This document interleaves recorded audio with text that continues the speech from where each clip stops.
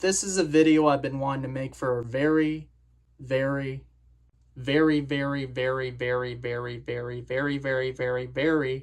time. Hello, I'm Mr. Tyten, and today I'm going to be talking about the 2008 Canadian series, Kid vs. Kat. And one of the main reasons I've been wanting to make a video on this show for a long time is that there's very little discussion of it on YouTube.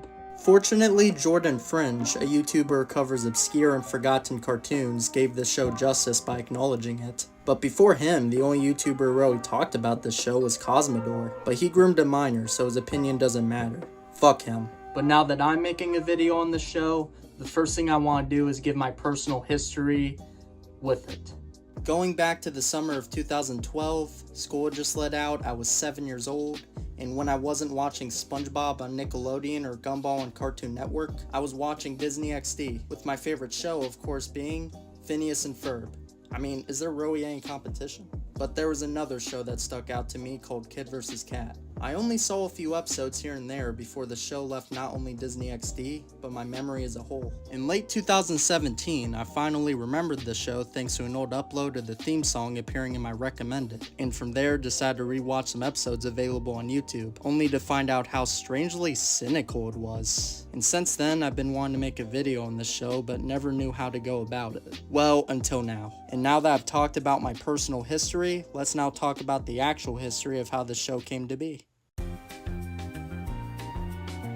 Kid vs. Kat was created by Rob Boutelier. He had the idea of the show floating in his head since around 1996, but it wasn't until 2003 when he would flesh out the concept into what it is today. See, Rob got a hairless cat, and due to the semi-common association between hairless cats and villains, he got the genius and adorable idea to make a hairless cat the main villain of his show. So in 2006, Rob pitched the idea of Kid vs. Kat to Beehive, which was an in-house development program under Studio B, where he was previously a storyboard artist. The short was originally titled Look What My Sister Dragged In, and is pretty much just the pilot of the actual show, but with different animation, character designs, voice actors, and shorter in length. The short did well with the executives who viewed it, so on October 25th, 2008, Kid vs. Kat premiered its first episode and ran until June 4th, 2011. And now it's time to get into what I've actually been looking forward to talking about, the characters! What's a show without its characters? They're what make my favorite cartoons like SpongeBob, Gumball, and Total Drama so special to me. And just gonna be honest, the cast of characters for this show are pretty inconsistent. A few of the characters are likable and at their best feel like they were designed for a less mediocre, mean-spirited show. Most characters either have a few problems that aren't enough for them to be considered bad characters or have nothing to talk about beyond a summary sentence. And other characters are ones that I'd consider to be downright bad and don't deserve the screen time. And when I say bad, I mean they'd be some of the greatest contenders for the worst characters in animation history. This reference image is pretty much what I think of the main and secondary casts. But without further rambling from me, let's actually look at the characters individually. Coop Burtonburger is a 10-year-old boy from the town of Bootsville, though he does have an on-screen birthday where he turns 11. A lot of what Coop enjoys doing is hanging out with his friends and family, playing a variety of sports, playing video games, skateboarding, and various other activities. Little is known about Coop's early life, but what we do know is that when Coop was a baby, he was given a blanket, which I headcanon to be from his mother, who has never made an appearance or even been mentioned. We also know that when Coop was in the 3rd grade, he won a Good Citizenship Award, and that he would help others while trying to prove himself to those around him. This peaceful period ends with the first episode of the show when his little sister Millie brings a purple cat into the family after sabotaging the attempts to find his owner. Since then, Coop's life has mainly consisted of trying to get by while being blamed for Kat's antics by his family, trying to prove Kat's evil nature, and being seen as crazy by the rest of the town in the process. Despite almost no one believing him, Coop keeps a positive attitude that he will prove Kat is up to no good and is ultimately the hero and most likable character of the show. Standout episodes of Coop's character include, but are not limited to, Search and Detoy, when Coop formed an expert level plan with the help of his best friend Dennis to steal back not only his remote control helicopter, but his dad's balsa wood plane that was stolen by their grumpy old neighbor when he was a kid. How the test was won when Coop uses his knowledge he learned from studying to not only defeat Kat, but get to school on time and pass the test. Pet peeved when Coop sacrifices happiness to reunite Millie with Kat after he ran away. Storm drained when when Coop won the big baseball game and broke a 40-year losing streak despite the odds being stacked against him, the Christmas special when Coop made Kat feel like part of the family to cheer him up for the holidays, Kickin' Butler when Coop acted as Kat's assistant to save Dennis after he got sucked into a portal, and a few instances where he actually teams up with Kat in episodes like Rebel with a Claw, The Bodyguard, and Strange Cat on a Train. Coop does have a bad performance in the episode Bend It Like Burtonburger, where the power goes to his head after becoming good at soccer and starts to act like a jerk to his teammates, but it's very minor compared to the lows of many other characters on the show, and one bad episode doesn't damage his overall likability. Easily the best character and my personal favorite. Dennis is Coop's best friend, sidekick, and one of the few characters I can confidently say is actually likable without giving a counterpoint. And he is definitely a necessary character, as he offers an element of support to a character as very little, being the only other character smart enough to know Kat is evil. He even takes charge in episodes like Menace the Dentist and Down the Drain, with the former showing how competent he can be with foiling Kat's plans in Coop's absence. There isn't much more I can say about Dennis, as he isn't in the spotlight nearly as often as Coop, but the show definitely wouldn't be as good without him. Fiona Munson is my second favorite character after Coop and is the love interest for him. She first appears in the season 2 premiere Something About Fiona, where she quickly catches on that Kat is evil and trying to destroy Coop, making her a very welcome addition to the show. Despite this, she doesn't appear a lot, only appearing in 7 of the 50 episodes of season 2, but when she does appear, she makes it count. In Never Cry Sheep, she sends Coop a pink sparkly scarf, to which he wears it proudly out of his love for her, only for it to have been a funny mix-up resulting in this cute moment. I hope you didn't wear this out in public. You did! That's so goofy, lame brain. Well, yeah, but in a totally sweet way. In You Cat See Me, she comes by for dinner at the Burtonburger house, where she and Coop take on an invisible cat. In Birthday Bash, she attends Coop's birthday party and gives him a shirt. In Cat of Diamonds, her and Coop get into their first argument when Coop says he doesn't want her to get hurt fighting Cat, which creates bickering and interferes with them successfully stopping Cat from stealing diamonds and blacking out Bootsville. It eventually gets resolved with them taking down Cat and talking it out at the end. See, Coop? You don't have to look after me. We can look after each other. I only said that stuff about not wanting you to get hurt because I, like you. Well, like you too. The downside of Fiona, though, is that she's the niece of Coop's grumpy neighbor, Old Lady Munson, who, for reference, hates Coop more than anyone else, which feels like a cop-out to make it hard for Fiona to appear and for her to interact with Coop. But her presence still went a long way, and definitely enough for her to be considered a main character. Being another character smart enough to know Kat's evil nature, and being a proper and sane love interest for Coop.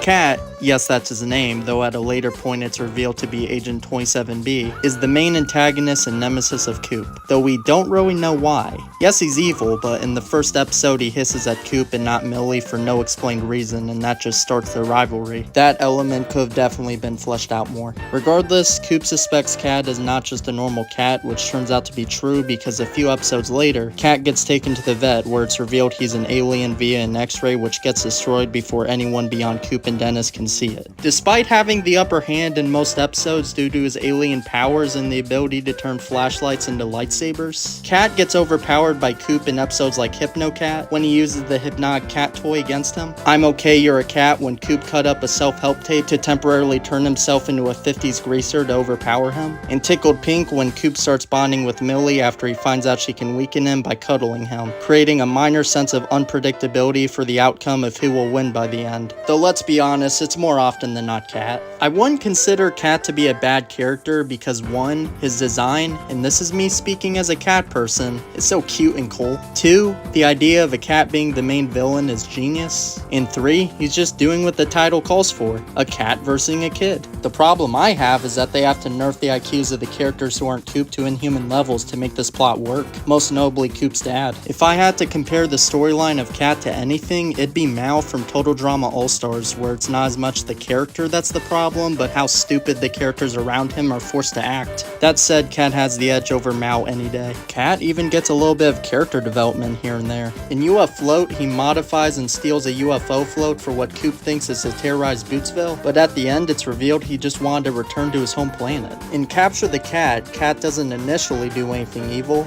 he just wants to relax. It's only after his multiple attempts to do so fail that he starts setting traps for the players. In Turn the Other Cheeks, he takes a thorn for Millie to help her get her first aid patch due to having formed a liking for her in his time of living with the Burtonburgers, showing that he is not entirely evil. In many episodes, we see how insistent Kat's boss is for him to do these evil tasks, making you wonder how much he actually wants to do them. But still, Kat's a pretty nice villain and offers some good action with his and Coop's fight scenes. Burt Burtonburger is Coop's dad. Now, Burt is a character I want desperately to like, and for a good part, I do. He isn't a blatantly mean-spirited character, he can be quite funny at times, and his joyful attitude can go a long way in episodes like I'm Okay, You're a Cat. But he is a blatantly dumbed-down and blind character for plot purposes. In the first episode, Let the Games Begin, Millie brings home Cat, to which his collar blows a hole in the backyard. Cat then tries to crush Coop with a giant boulder and moves all the toys old Lady Munson stole over the years into his closet. All these bad things happen, and Burt blames Coop for all of it. I'll deal with you later. In Oh Me Ow, he unfairly grounds Coop right as he has to deal with the blow of Cat destroying his baby blanket. In Flew the Coop, you get this facepalm of a moment. Huh. Must have fallen asleep. Good for him. Yeah, because your son making intense choking sounds totally sounds like he just fell asleep. In The Allergy, Cat's plan convinces Burt that he's allergic to Coop. Yes, your own species. Someone who's of the same blood as you. You cannot be that stupid! Even by cartoon standards! In Hypnocat, when Cat summons a cat army with a hypnotic cat toy to attack Coop, Burt and Millie can be seen in the background facing the scene with their goddamn eyes closed! Just have them not be in the scene if you're gonna make them that blind! Hell, he probably wouldn't have even done anything even if he did have his eyes open. Why? As evident by moments like these. In Kickin' Butler, Burt sees Dennis on TV multiple times in different parts of the world and doesn't bat an eye. In Bored Cat, Burt clearly sees Coop talking through Cat's body after they switch and doesn't bat an eye. In Me Coop You Cat, Cat turns Coop into a caveman and he doesn't bat an eye. In The Incredible Shrinking Coop, he sees a shrunken version of Coop and doesn't bat an eye. In Cat Whisperer, he not only witnesses but also acknowledges Cat attacking Coop in an uncat-like manner, but continues to not bat an eye after this episode for the sake of not upsetting Millie. God, man. You have to put your foot down with your spoiled-ass daughter. Definitely more than with Coop. Which, to be fair, he did. Once, and very minorly in Cookie Dough when he punishes her for eating her inventory of Girl Scout cookies and framing Coop for it. But more often than not, it seems like he favors the damn girl over his son. In Hot Dog Day, he throws out Coop's hot dogs in favor of Millie's as a metaphor for disregarding his son's efforts. Enough said, he praises Millie for doing jack shit good deeds while grounding Coop for 3 months for saving the world from an alien cat invasion. On an unrelated note, in Cat to the Future, Coop messes up the timeline, which creates an alternate future for Bootsville that has it rolled by Cat. Well, Burt reunites with Coop after stated months of not seeing him, and this is his reaction. Coop, what are you doing here? Coop, what are you doing here? Seriously? No hug? No, it's been so long? No, I'm glad you're fucking safe? But Burt's worst performance has to be One Big Happy Family, where he not only blamed Coop for destroying his chair by launching a vase at it from across the room, even though he was right there with you! Not only does he play blind to Cat stealing dangerous shit from around his place of work in his sightline after Coop points it out, but it's also the most mean-spirited he's ever been to Coop while favoring Millie, making you wonder where the hell the mom is and if she'd actually believe Coop. Phineas and Ferb can get away with having an ignorant parent because Linda isn't nearly as blatantly blind and sometimes mean-spirited as Burt, and Phineas and Ferb are actually rootable characters we want to see win, whereas Cat and Millie aren't. Now, Burt does have some good performances in episodes like Catch My Drift, where he stands up to old Lady Munson after reaching his breaking point with her, but the one I want to focus on is Fangs for the Memories, an episode I wish defined Burt's character. In this episode, Cat erases Coop's memories of him being an evil alien, which make their way to Burt, who now finally knows Cat's an alien. It was cool to see Burt and Dennis team up to take down Cat, and Burt feel genuinely sorry for never believing Coop. But because no one is better at taking down Cat than Coop, Burt erases his memories and gives them back to Coop. But before doing that, he does this. If I won't believe Coop, maybe I'll believe myself. But that fails because Burt ignores his own fucking message, ultimately re-saying the status quo. Guess it was fun to see him do something useful while it lasted. Now, I want to reiterate, I do not think Burt's a bad character, just a heavily flawed and poorly handled one. And I do feel bad for him, being a single father who gets his life turned upside down for the same reason as his son, but the difference is that one can see it and one cannot.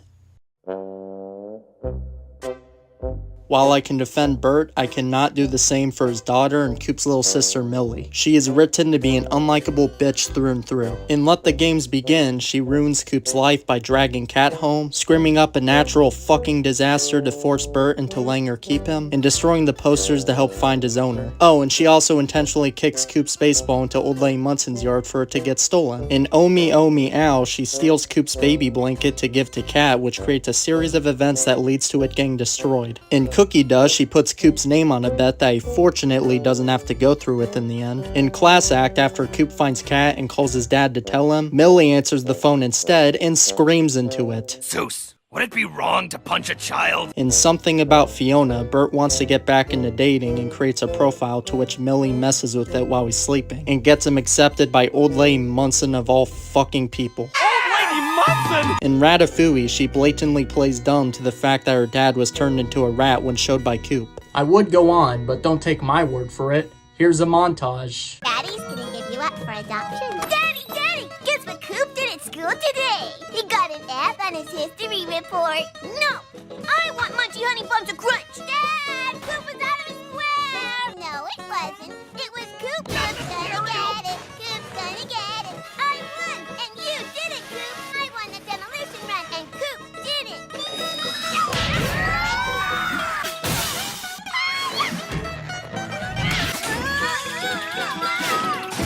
That's the Coop, huh? This is Munson's yard! I'm killing Dick. Who wants to see an advanced copy of the new Captain Blasteroid movie? Ooh, me! Then I can spoil it for Coop. We'd have been here first if we didn't have to wait for you. That's because someone's cat shredded all my clothes. Don't care. Aren't you proud of me? Unlike Coop, who is a constant source of embarrassment, and now that you have smelly old Coop back, I quit. It warms my heart knowing my kids care so much about my reputation. Silly Daddy, I'm in it for the gold. Daddy, Coop missed again. Cry, baby. Coop, you were the meanest big brother ever.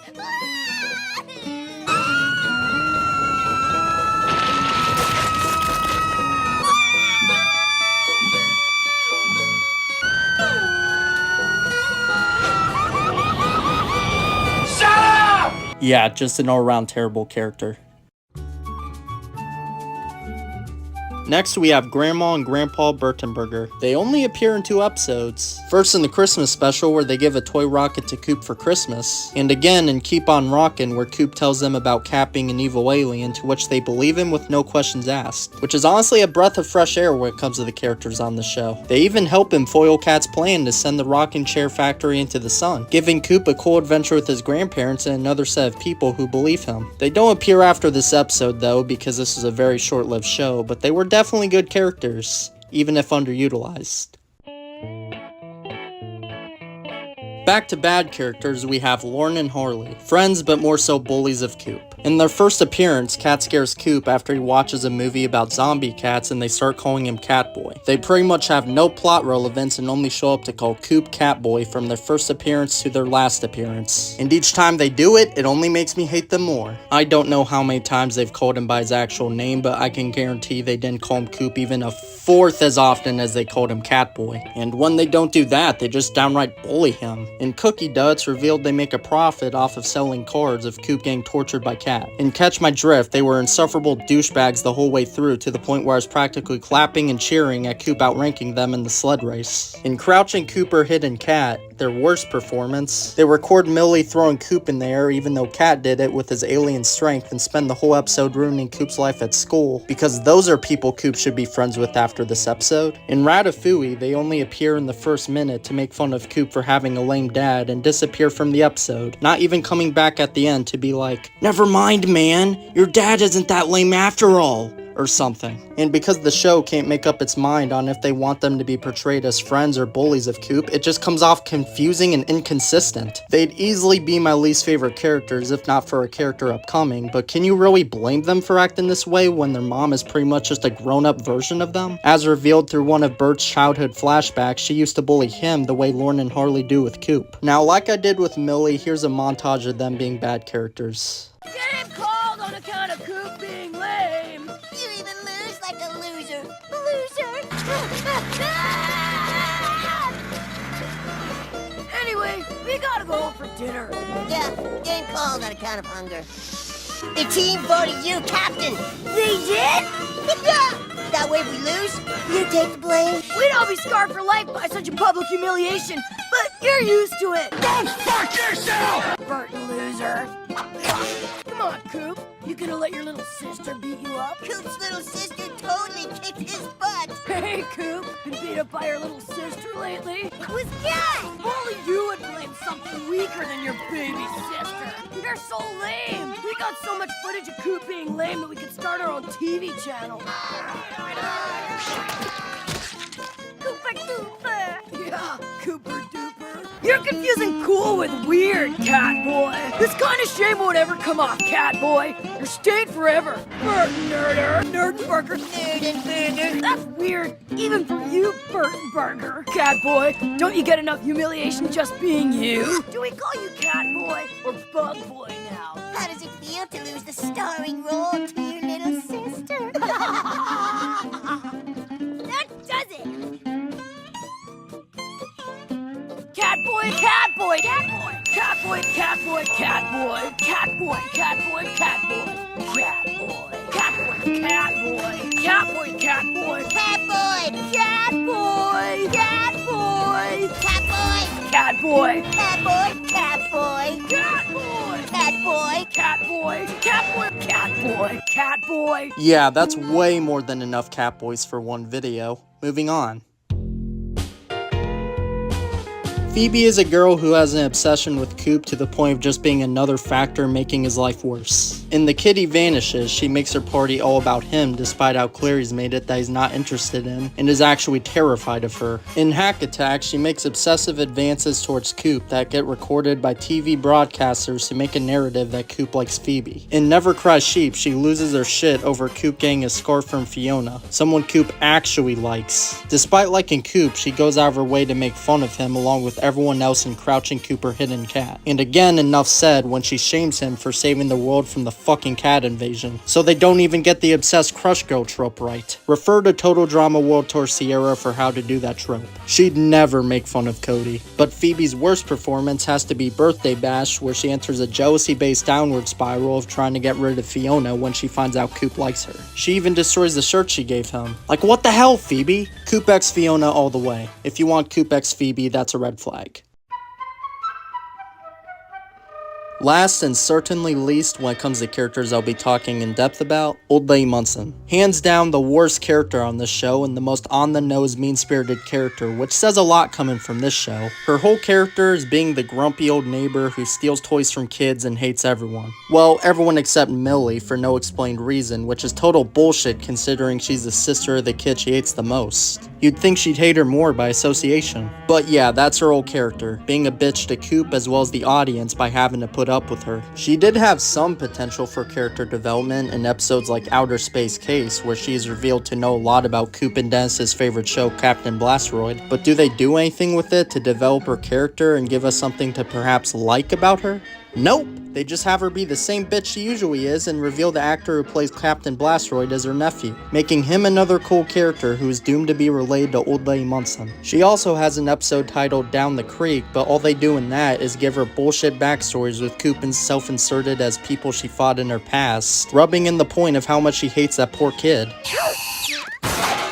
Your father will pay for that, Burtonburger! Yeah, because Coop is capable of death lasers. It is also implied that Old Lady Munson is immortal by having a snake disintegrate upon biting her, and considering she's portrayed as elderly in flashbacks of Burt as a kid, that's probably canonically true. Stop strangling that clarinet! If there's one thing I can't stand, it's a clarinet! Well, guess we know how her and Squidward would interact. Stop kicking sand on me, Burtonburger! He's 20 feet away from you. How much do you have to fucking hate on a kid who did nothing? You know what, just roll the montage. Thief! Too bad I can't say the same about your nasty brother. If that boy, or anything belonging to him, trespasses on my property, you will both be sorry! Keep your eye on the birdie as it goes bye-bye forever. We know how to deal with practical jokers in my day. Repaint their ears red and strap an angry badger to them. Ring a bell, Burtonburger. I'll be watching. Closer than you think. Coop and Phoebe sitting in a tree. Kissing! Fiona! Get away from there! No great-great-great-great-great-grannies of mine is gonna fraternize with a Burtonburger! He's an all-breaking, yard-wrecking, bed smashing, it wasn't head blasting, I'm not house destroying, juvenile delinquent, and he can't even finish a simple sentence! Keep away from my property! Fiona, get away from him before he explodes again! Fiona, get away from him before he drools on you! Burtonburger! If I catch you with this miscreant one more time, you'll spend the rest of your visit in your room under maximum security, locked down! But Auntie Munson! No buts! It's for your own good. You're in lockdown until you can behave like a real Munson. Chowderhead! Chump! Dimwit! Dodo! Blackwit! Muttonhead! Nincompoop! Nitwit! Burtonburger! Listen up, Burtonburger! You got 10 minutes to bring back my nose or I'll stick the clubs on you! Fiona! It's time to trim my toenail! Burtonburger! I'm sorry. Not another word! Just fix that towel bar! I'll read you a bedtime story if your cuckoo brother can behave. Begging won't help. Now you've gone and done it. This has gone straight into my Burtonburger's toughest moments scrapbook. 14 volumes so far. Crack a window, Burtonburger. Burtonburger! Stop blinking! You're disrupting the class! Any more trouble out of you and I'll give you a detention! Then you can kiss your precious field trip to Empire City goodbye! So, looks like you've been aiding and abetting a fugitive! Now you've all got detentions! Don't whine to me about it! There's nobody to blame but Burtonburger! Burtonburger! The only thing that Burtonburger delinquent is worthy of is a stretch in juvenile detention! Just spill it now and get exiled already! Keep running them all the way out of town! Spill it! Spill it! Stop spoiling my fun, Burtonburger! Let's banish him right here and now! I say we banish the whole Burtonburger clan! Except Millie, of course! Your days are numbered, Burtonburger! Get him back! And you don't have to run Burtonburger back alive! Honestly, fuck this character. Take every bad writing decision you can make with the character, multiply it by 1,000, and you get old insufferable bitch Munson. Wholeheartedly fuck this character. Sorry that got a little heated. Let's move on. As for the other characters, I like the rivalry Dennis's dad Henry and Burt have together, and the funny moments that come from that. I'd hardly call this roughing it. Henry, you wouldn't know a pine cone from an ice cream cone without all these techno doohickeys. I also like how Burt eventually gets a love interest in Coop's teacher, Miss Brannigan, and how happy she makes him. Kat's other nemesis, Mr. Cheeks, is also an interesting addition, showing there to be other evil animal-like aliens out there. And speaking of aliens, in Season 2, we get introduced to Kat's girlfriend who speaks with a Russian accent, and a rebellious teenage cat who causes more destruction than Kat due to just not caring. There's also one-time characters like Buck Diamond, who I only bring up because he's voiced by a Patrick Warburton sound-alike. Maybe 3 days in solitary will teach you to change Scooter's water more than once a week! You're getting slacks! And the cat doctor who does the x-ray on Kat and therefore is one of the only characters aware of what Kat truly is. And that's pretty much it for the character section.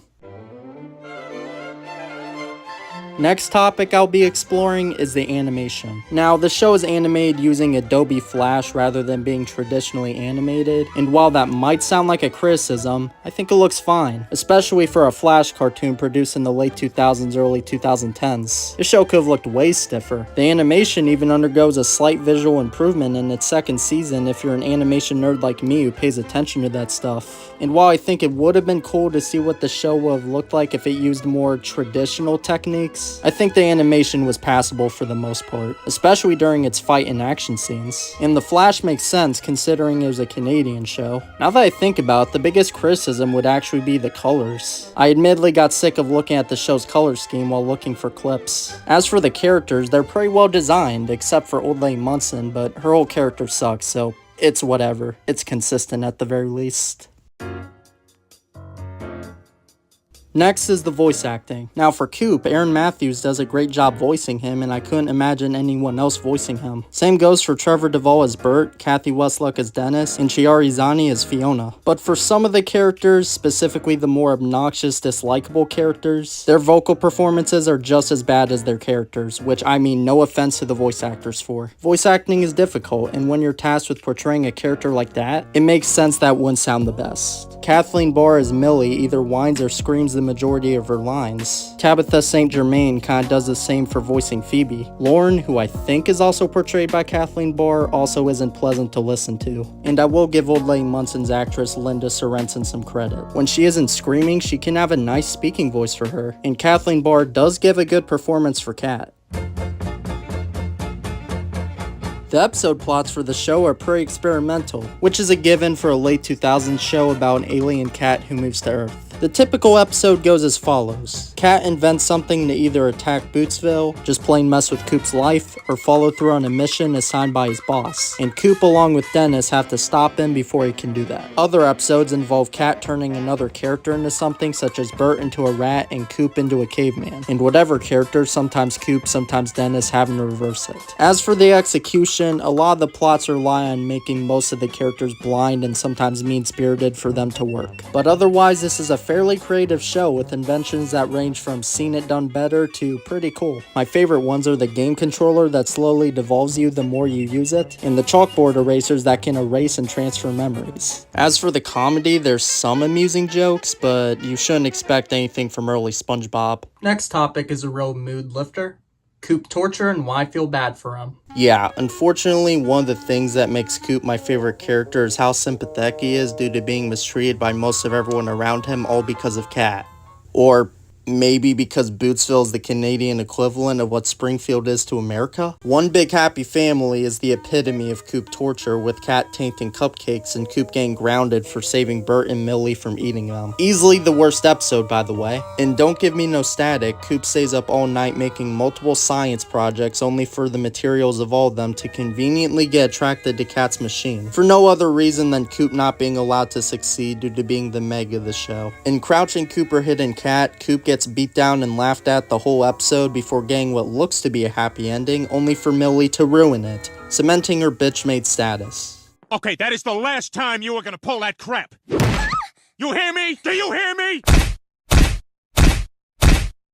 Roadhouse. In The Kitty Vanishes, Kat's machine teleports Coop to Phoebe's party for the sole fact that he doesn't want to be there. Enough said, Coop gets a criminal record for saving the world from the cat invasion because everyone in Bootsville has an IQ in the negatives, which leads to him temporarily giving up on taking down Kat. And honestly, I can't blame him. If I were him and being treated like that by the ones I tried to save, I'd give up too. Of course, Coop goes back to find Kat at the end of this episode because status quo is the show's Lord and Savior, but I genuinely wouldn't have blamed him for giving up forever. Guess that just goes to show how much more of a hero he is than me. In The Treasure of Sierra Munson, everyone abandons and pins the blame on Coop for destroying old Lady Munson's house even though they had just as much a part in it as he did. In King of the Pipsqueaks, Coop gets a traffic cone stuck to his head, and instead of, I don't know, helping him get it off, the town just laughs at him. In Hot Dog Day, when Coop is chosen to carry out the task of bringing out the wiener water, old Lady Munson tries her damnedest to make him fail so that him and Burt can get banished from Bootsville in what has to be her most psychotic performance.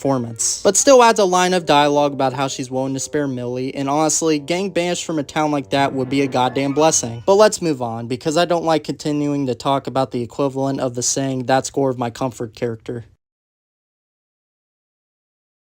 In many episodes, Coop can easily prove that Kat is an alien to Burt, but he doesn't. I'm not counting episodes like Nip Duck where Coop gave up evidence to save Dennis because Dennis is more important and it gave Coop a heroic moment, but episodes like How the Test Was Won where Kat fucked with Coop's pencil sharpener to turn it into a projectile. He could have shown that to Burt at some point. In Cat to the Future, Coop could have brought the other Coop to Burt to prove that Kat created a time machine. That's what I would have done if I was trying to prove a point. In Keep On Rockin', Coop could have gotten his grandparents to back him up in telling Burt about Kat being an alien. Sure, they gave an explanation for why that might not have worked, but still, they're Burt's parents and they could have at least tried. But the most egregious example has to be in Who's Haunting Who, where Coop doesn't show his dad the video fucking evidence of Kat using his powers. Not even attempted. Like, we clearly see he got that on video. Speaking of status quo bullshit, let's talk about the series finale, The Cat Went Back. It was actually good for the most part. It starts with Coop, Dennis, and Fiona fighting Kat and stopping him from opening a portal to carry out the invasion. Later, the aforementioned three, as well as Lorne, Harley, and Millie, get captured and taken to Kat's home planet, where Lorne, Harley, and eventually Millie all find out that Coop was right all along about Kat being an alien. Coop even gets Millie to eat her words about calling him crazy. And if it ended there with Coop, Dennis, Fiona, Lorne, Harley, and Millie being a team, that'd be a damn good finale. But there is no such happy ending, because right after Kat erases the memories of not only Lorne, Harley, and Millie, but Fiona too, putting Coop in an even worse position as now not even she knows. And what sours this even further is that the first thing Fiona sees after her memory gets erased is Coop fighting Kat. Coop, what are you doing to that poor little cat? Ugh. Yeah, that's the example my brain always goes to of a good cartoon episode ruined by a bad ending. And in this case, an almost 15-year-long fucking cliffhanger. Coop finally got what he wanted. A decent amount of people knew he wasn't crazy after an action-packed adventure and getting mocked for so long. And then it all gets taken away, leaving him with just Dennis. I know they kinda did this in the event of a potential season 3, but because that season was never produced, this finale is just another reason the show has remained in my mind in kind of a negative light. They should have totally had all of them continue to know that Kat's an alien, and have it end with Coop discussing his plan with his friends to stop Kat from taking over the world as the camera pans up to the sky. That's how I would have done it. A little cliche, but at least it doesn't leave a bitter taste in the viewers' mouths. Even compared to a finale like Gumball's, which left things to be desired in its own right, Kid vs. Kat's finale is way worse because we might never get a rectification for that, while Gumball is set to come back for a 7th season. Hell, while I'm talking about wasted potential, the episode where Burt temporarily finds out that Kat is an alien was one of the last episodes produced. So they could have just had him continue to know after he erased his memories and gave them back to Coop. Actually having kept some of the memories, proving Coop was right, and having them get triggered when he reads his message. And after that episode, aiding his son in stopping Kat's evil schemes, or at least attempting to. That would have been fucking awesome. A couple months after the Season 2 finale, Rob Botelier confirmed on Facebook that the show would not be moving forward with a 3rd season, and that he didn't have the rights to produce one himself due to syndication deals. And since then, the show has been fairly forgotten, to the point where I can barely find any in-depth videos like the one you're watching right now talking about it, and to the point where it's treated like a big event when someone else mentions the show. Not all hope might be lost for the show though. Wild Brain, formerly known as DHX Media, has a channel dedicated to posting Kid vs. Kat episodes. And while it's nothing new, the channel has close to 250,000 subscribers, and the episodes get a good amount of views for a show this seemingly forgotten. So with that logic, who's to say the show won't come back someday? Speaking of the legacy of the show, one of the things you'll see people do is compare it to Invader Zim, and at its worst, call it a ripoff of Invader Zim. And while I see some similarities with the rivalry between Coop and Kat being a possible reflection of Dib and Zim's rivalry, I don't think of it as an Invader Zim ripoff. I actually see more of Chicken Little in the show than Invader Zim. Main protagonist is a young boy who constantly gets beaten down by the world around him due to being the only person to acknowledge the existence of aliens. Check. The only other people to back him up are a few of his friends. Check. Father is well-meaning but ultimately incompetent and doesn't believe his son. Check. Absence of a mother. Check. I'm not calling it a Chicken Little ripoff either, just saying I see way more of Chicken Little in its DNA. I also get more Lilo and Stitch vibes than Invader Zim, so it confuses me as to why Invader Zim is the main comparison. Now, I've been pretty negative throughout this review, all things considered, so let me balance it out by listing episodes that I'd recommend watching if you give the show a chance. Cookie Duh, Nip Duck, Search and Detoy, How the Test Was Won, I'm Okay You're a Cat, Happy Campers, Fishy Frisky Business, Suddenly Last Slammer, Capture the Cat, The Christmas Special, Something About Fiona, Tickled Pink, Flea Brains, Menace the Dentist, The Three Args, The Bodyguard, Rebel with a Claw, Kickin' Butler, Keep on Rockin', Turn the Other Cheeks, Birthday Bashed, Strange Cat on a Train, Thanks for the Memories, Driving Me Crazy, Cat of Diamonds, and All in Your Head. If I had to rank this show, I'd give it a 5.5 out of 10, with my favorite season being Season 2. And to answer the question of good, bad, or mid, I'd say mid. There's way too many bad qualities to put any higher, but just enough charm, good episodes, creative ideas, and likable characters to make it worth watching. Now that I've touched all bases of what I wanted to talk about and this video is long enough, let me just quickly thank Rob Bottelier for creating Kid vs. Cat. Despite my criticisms and the quality of the show itself, it's definitely the most strangely fascinating show in my personal opinion, and I've been wanting to talk about in an in-depth YouTube video for years now. But with that said, I think this is a good place to leave my discussion for the show, unless of course we get new Kid vs. Cat content. Thank you for watching this retrospective. If you enjoyed the video, please like, comment, and subscribe, and until next time, this is Mr. Tyten, signing off.